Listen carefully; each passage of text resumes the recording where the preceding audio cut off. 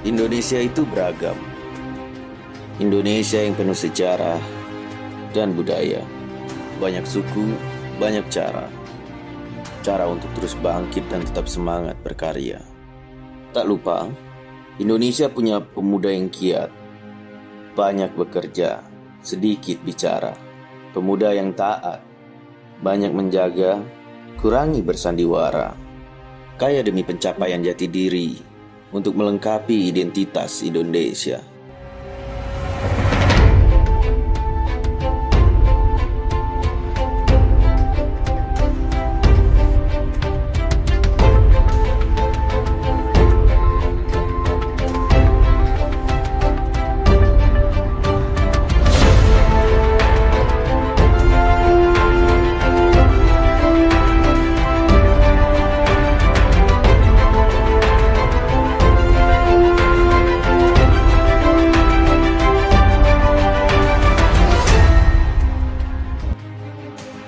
Pelajaran penting yang mungkin jarang kita sadari dari peristiwa Sumpah Pemuda adalah bahwa para pemuda masa itu sesungguhnya telah berhasil membentuk jalan sejarah untuk menghadapi ketidakadilan. Masa itu adalah kolonialisme.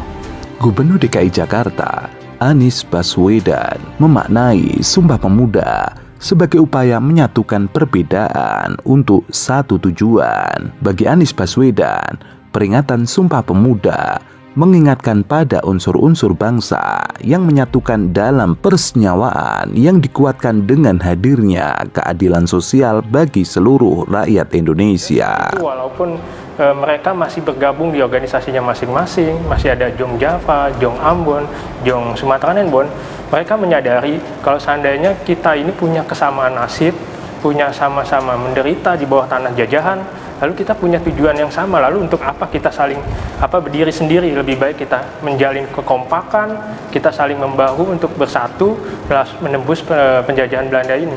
Indonesia menurut Anies Baswedan seperti persenyawaan yang menggabungkan unsur-unsur yang berbeda. Ia mengibaratkan unsur air yang dihasilkan dari persenyawaan hidrogen dan oksigen. Keduanya bisa dipisahkan lagi dengan reaksi tertentu. Saat itu tidak ada lagi air. Kita sadari bahwa Indonesia adalah sebuah persenyawaan. Ia bukan sekedar sebuah percampuran semua unsur. Unsur-unsur bangsa ini bergabung dan membentuk sebuah entitas baru yang bernama Indonesia. Percampuran tidak membentuk entitas baru, tapi persenyawaan dia menghasilkan entitas baru, dan bila diuraikan kembali persenyawaan itu menjadi unsur pembentuknya, maka persenyawaan jadi hilang. Sebagai ilustrasi adalah air. Air itu adalah hasil persenyawaan antara hidrogen dan oksigen. Air berbeda dengan hidrogen, dan air juga bukan oksigen. Bersatu dalam tujuan itu tidak berarti menghilangkan elemen pembentuknya. Anies kemudian menyebutkan, selama ini Indonesia lebih menonjolkan pada unsur-unsur pembentukan Indonesia, padahal harusnya perlu fokus pada keindonesiaannya. Indonesia adalah persenyawaan bersatu dalam tujuan. Sama seperti halnya keluarga yang terdiri dari suami, istri, dan anak. Bagi Anies, bicara mengenai keluarga dengan banyak anggota tidak berarti masing-masing keunikannya hilang. Selama ini yang sering terjadi adalah pada saat kita membaca Indonesia, kita melihat Indonesia, kita justru fokus bahkan menonjolkan unsur-unsur pembentuknya.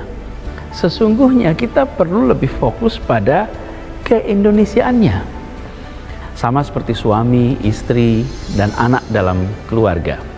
Kalau bicara tentang keluarga, tidak berarti masing-masing keunikan unsurnya hilang. Namun, kalau melihat dari sudut pandang kepentingan berbeda dan melupakan bersatunya tujuan berkeluarga, maka sebenarnya yang telah terjadi adalah tercerai-berai ikatannya meskipun masih tinggal dalam satu atap. Kata lain yang penting sering diucapkan adalah Bhinneka Tunggal Ika, yang artinya berbeda-beda itu yang menyatu. Kalimat Bhinneka Tunggal Ika diambil dari Bhina Ika Tunggal Ika, Tanhana Dharma Mangrawa, yang artinya berbeda-beda itu satu. Artinya berbeda-beda itu satu, itu tidak ada pengabdian yang mendua. Kata terpentingnya adalah tunggal, ditegaskan dengan kata ika, diksi Sangsekerta, yang dalam bahasa Jawa setara dengan kata iki, iku, kui. Kuncinya menjadi tunggal. Bhina Ika, Tunggal Ika, Tanhana Dharma Mangra. Yang berbeda-beda itu, satu itu, tak ada pengabdian yang mendua.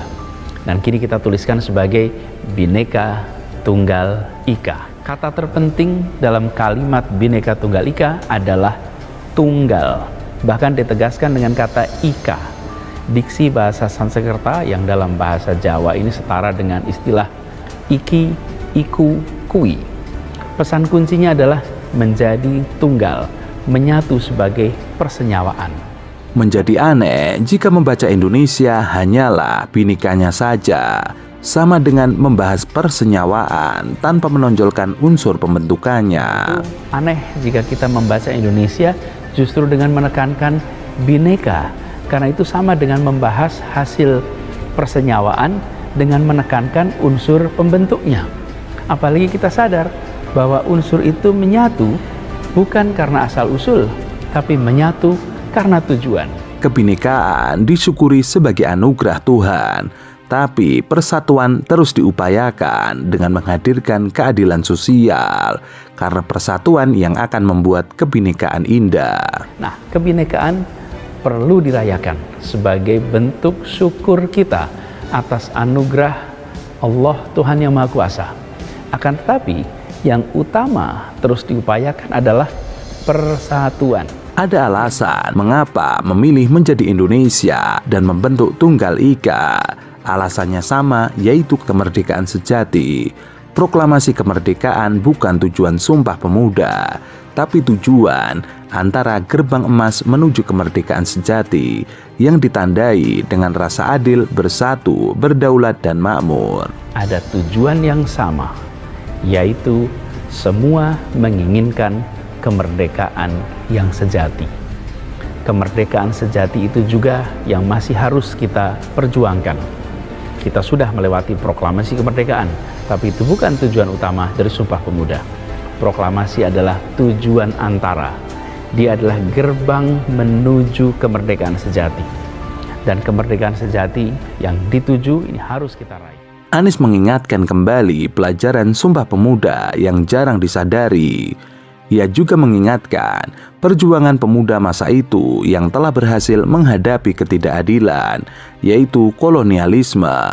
Mereka sadar dan yakin kemerdekaan sejati akan dicapai saat yang beda latar belakang bersedia bersatu dalam tujuan. Itulah esensi Sumpah Pemuda.